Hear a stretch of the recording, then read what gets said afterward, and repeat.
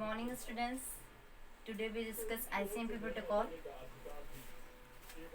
ICMP protocol, Internet Control Message Protocol, where I stand for Internet, C for Control, M for Message, P for Protocol. Okay.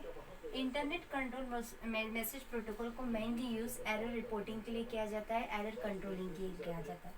आपको हमेशा याद रखना है कि ICMP protocol एक helping protocol है. क्या है बेटा? हेल्पिंग प्रोटोकॉल है. जो आईपी प्रोटोकॉल में हेल्प करता है. क्यों हेल्प करता है? एरर की रिपोर्टिंग के लिए. जब आईपी प्रोटोकॉल ऑलरेडी यूजेबल था, ऑलरेडी हम उसका यूज़ कर रहे थे नेटवर्किंग में, तो आईसीएमपी की नीड क्यों पड़ी? वो इसलिए पड़ी कि जब भी जब हम आईपी प्रोटोकॉल का यूज़ नेटवर्किंग में करते थे तो एरर कंट्रोलिंग नहीं हो पाती थी. तो एरर कंट्रोलिंग के लिए हमने आईसीएमपी प्रोटोकॉल का यूज़ किया. बट आईसीएमपी प्रोटोकॉल से एरर को करेक्ट नहीं किया जा सकता.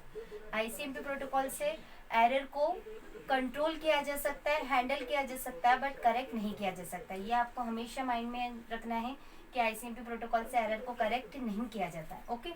ICMP defined by RFC, request for comment, एक इंफॉर्मेशन टेक्नोलॉजी है जिसके थ्रू से डिफाइन किया गया आईसीएमपी प्रोटोकॉल को. ये एक्सटेंशन है आईपी प्रोटोकॉल का. एक्सटेंशन है किसका? आईपी प्रोटोकॉल का. जैसे मैंने आपको पहले ही समझाया था कि एक्सटेंशन है आईपी प्रोटोकॉल का. आईसीएमपी प्रोटोकॉल ऑलरेडी हम ओएसआई मॉडल और टीसीपी/आईपी मॉडल में समझ चुके. इसके सारी प्रोसेस, सारी वर्किंग मैंने आपको स्टेप बाय स्टेप समझाई है. बट एग्जाम में अगर इंडिविजुअली टॉपिक आ जाता है तो आपको कंप्लीट इसे डिफाइन करके आना चाहिए कि आईसीएमपी होता क्या. ओएसआई मॉडल में सेंडिंग साइड में application, presentation, session layer, transport layer, after the network layer में आईसीएमपी प्रोटोकॉल का यूज़ किया जाता है, जो कि कंट्रोलिंग करता है, डेटा के फ्लो को कंट्रोल करता है कि भाई डेटा कहाँ से आया, कौन से सोर्स से आया, कौन से डेस्टिनेशन पर जाएगा. ये सारी प्रोसेस किस में होती है बेटा? आईसीएमपी प्रोटोकॉल में. कि आपने सही डेटा सेंड किया है कि नहीं, वो होस्ट तक पहुँच पाया है कि नहीं, या सेंडर ने सेंड किया तो रिसीवर एंड तक पहुँच पाया है कि नहीं. इस तरह से सारी प्रोसेस इसमें आईसीएमपी प्रोटोकॉल में नेटवर्क लेयर में की जाती है. टीसीपी/आईपी मॉडल में भी नेटवर्क लेयर में आईसीएमपी प्रोटोकॉल का इसके लिए सबसे इम्पॉर्टेंट प्रोटोकॉल है, इंटरनेट प्रोटोकॉल है टीसीपी/आईपी मॉडल का. विदाउट इसके पॉसिबल नहीं है कि आप एरर को हैंडल कर पाओ टीसीपी/आईपी मॉडल में. ओके. अब इसके बाद आ जाते हैं अपन, जैसे मैंने आपको पहले बताया, provide error reporting mechanism and controlling message. क्या प्रोवाइड करता है बच्चों? ये error reporting mechanism and controlling message को कंट्रोल करते हैं कि भाई कहीं आपने अननेसेसरी डेटा किसी को सेंड तो नहीं किया गया है, या कहीं से आपको किसी ने आपका डेटा हाइड कर लिया है, या किसी ने आपका डेटा इंटेंशनली अटैक करने के लिए आपका डेटा को क्या कर लिया है, चुरा लिया है. तो उस टाइम आप क्या कर सकते हो? कंट्रोलिंग करके, सिक्योरिटी प्रोवाइड करके आप क्या कर सकते हो? डेटा को कंट्रोल कर सकते हो, डेटा के फ्लो को कंट्रोल कर सकते हो कि भाई आपका डेटा इधर उधर मिस यूज ना हो और अनदर प्लेस पर ना जाए, डेस्टिनेशन तक ही पहुंचे, ना कि कहीं अनदर पर्सन के पास आपका डेटा पहुंच जाए. ओके. तो इससे एरर रिपोर्टिंग हो जाएगी. और कभी कभी क्या होता है, जैसे आपको एक सिंपल सा एग्जांपल देती हूँ मैं. जैसे आपने एक ऑनलाइन परचेसिंग की है, आपने एक सिंपल सा ड्रेस ऑनलाइन परचेस किया है. अब आपने क्या किया? ऑनलाइन परचेसिंग किया, आपने 7 डेज में आपका ड्रेस नहीं आया, तो आपने क्या की? रिक्वेस्ट की, एप्लीकेशन की, ऑनलाइन एप्लीकेशन दी. आपने रिक्वेस्ट की कि भाई हमारा डेटा, हमारा पार्सल अभी तक हमारे पास नहीं आया है. तो आपको रिस्पॉन्स के फॉर्म में आता है मैसेज कि हाँ, आपका पार्सल कुछ दिन में आपके पास डिलीवर हो जाएगा. तो इस तरह से जो आईसीएमपी प्रोटोकॉल है, रिक्वेस्ट रिस्पॉन्स प्रोटोकॉल मॉडल पर बेस होता है और क्लाइंट सर्वर मॉडल पर बेस होता है. जब आप रिक्वेस्ट सेंड करते हो तो आपको उसका रिस्पॉन्स मिलता है. ठीक है. इस तरह से आपको अगर ऐसा लगता है नेटवर्क में कहीं आपने डेटा सेंड किया और आपका डेटा डेस्टिनेशन तक पहुंच नहीं पाया, तो आप रिक्वेस्ट सेंड करते हो और फिर सर्वर साइड से या रिसीविंग एंड से आपको मैसेज आता है कि हाँ भाई आपका डेटा इस टाइम तक पहुंच चुका है या आपका डेटा नहीं पहुंच पाया. तो इस तरह से आपको रिस्पॉन्स गेट होता है. ओके.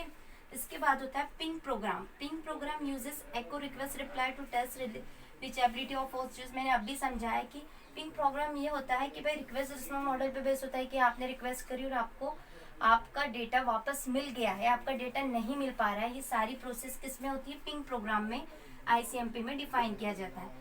इसके बाद होता है report an error to the original source.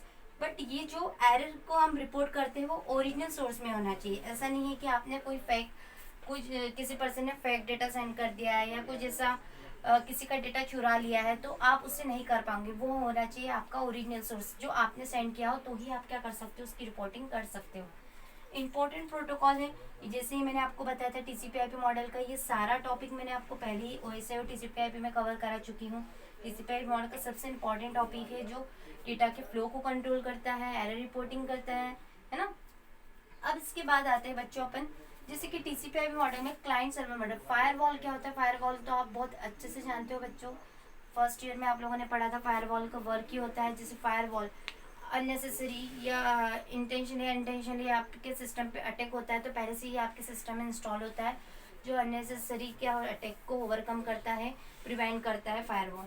इसमें इसी तरह से फायरवॉल का भी यूज़ किया गया है आईसीएमपी मॉडल में। क्लाइंट सर्वर रिक्वेस्ट तो करेगा बट फायरवॉल फैसिलिटी प्रोवाइड करेगा कि भाई इन अनइंटेंशनली और इंटेंशनली अटैक्स को क्या कर रखा है, ओवरकम किया जा सके। इसके लिए फायरवॉल का यूज़ किया जाता है। अब इसमें क्या होता है, आईसीएमपी प्रोटोकॉल में exchanging control message, message control message की एक्सचेंजिंग की जाती है। कितने टाइप से? 2 टाइप से, error reporting message, query message. Error reporting message में जैसे मैंने आपको सारी प्रोसेस बताई थी कि सबसे पहले आप आईसीएमपी को रिक्वेस्ट सेंड करोगे, किसी न्यू होस्ट को, आपने किसी को न्यू होस्ट या कोई डेस्टिनेशन पे आपको डेटा सेंड करना है तो आपने उसे क्या किया, रिक्वेस्ट सेंड की।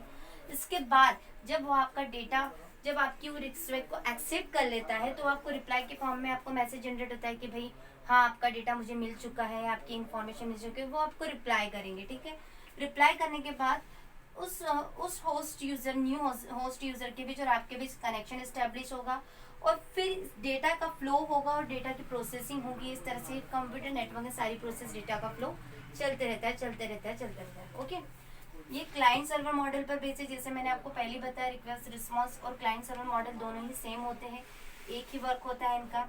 यूज बाय नेटवर्क डिवाइसेस, इस प्रोटोकॉल का यूज नेटवर्क डिवाइसेस के द्वारा किया जाता है।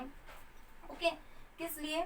एरर को सेंड करने के लिए कि भाई देखिए प्रॉब्लम हो रही है नेटवर्क में, तो आप प्लीज इसे सॉर्ट आउट कर दीजिए, सॉल्व कर दीजिए।